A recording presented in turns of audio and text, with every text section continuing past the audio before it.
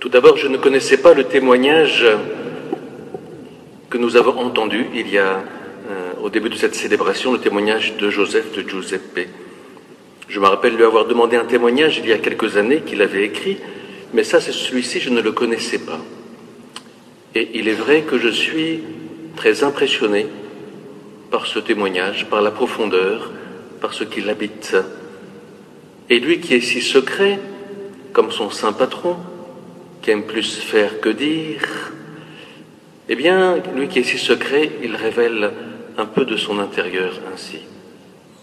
Et j'oserais dire que son témoignage suffit presque, et je n'ai pas envie d'en rajouter trop quand même, tellement c'était beau. Quelques éléments quand même. Alors j'ai amené une petite croix ici. Le Christ, en ivoire, je l'ai reçu de ma famille.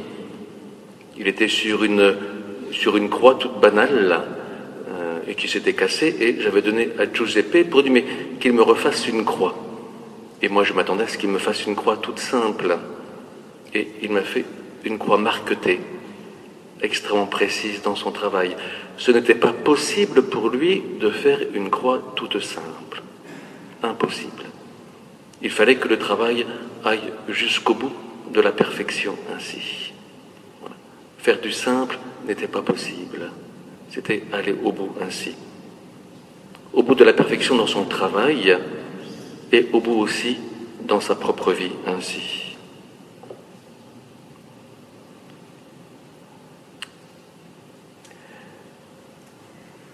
Un petit mot qu'a dit Stéphanie au début de cette célébration. En parlant avec la famille hier, avec Stéphanie, hier ou avant-hier, je ne sais plus,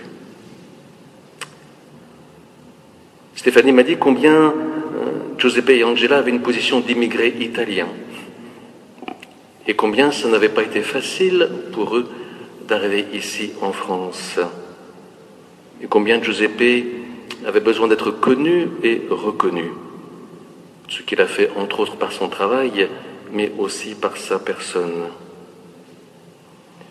Et qu'en raison de cela, il n'avait pas toujours les moyens de se défendre dans la vie. Et que nous le partagions, et je me rappelle le nombre de fois où nous avons été accueillis chez Giuseppe et Angela, les prêtres de la paroisse et moi-même, mais les autres qui sont ici, toujours accueillis de façon très hospitalière chez vous. Et combien nous partagions la vie ainsi, les difficultés aussi, vous écoutant. Et j'étais très touché des injustices que pouvait subir Giuseppe. Mais il n'avait pas les moyens, en fait. Et c'est sa fille, souvent dans la vie, qui est montée au créneau, plus que lui. Si je le dis, c'est parce que dans la vie, nous n'avons pas toutes les qualités, chacun de nous. C'est vrai pour Giuseppe, comme pour chacun de nous.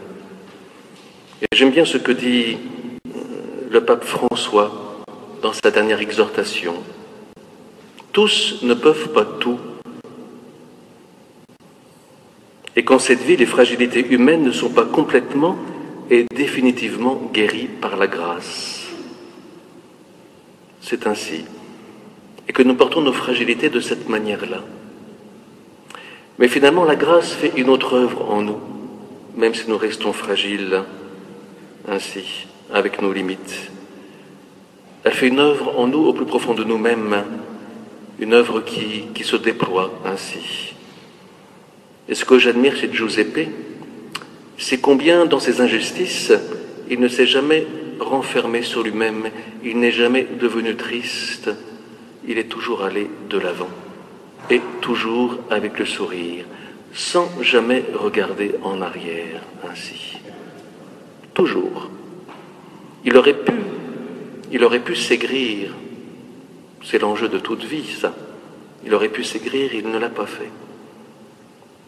Toujours la grâce de Dieu a été ainsi à l'œuvre en lui, choisissant d'aller de l'avant, consentant à ce qui est au plus profond de lui-même, à cette fidélité, à ce qui est au plus profond de lui-même et au Christ ainsi. Le pape François dit ainsi: « L'humilité ne peut s'enraciner dans le cœur qu'à travers les humiliations.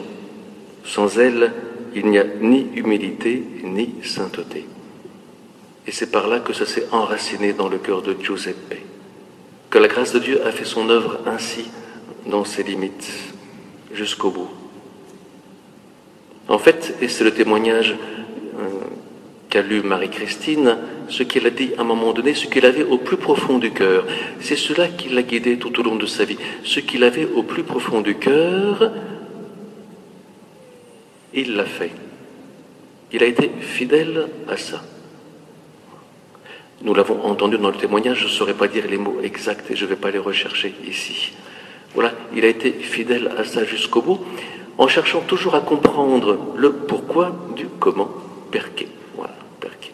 Et on l'a entendu dans le témoignage aussi, pourquoi cette souffrance, en particulier à Lourdes. Et puis, rencontrant dans cette souffrance en même temps la joie de la présence du Christ et la joie que donne le Christ ainsi.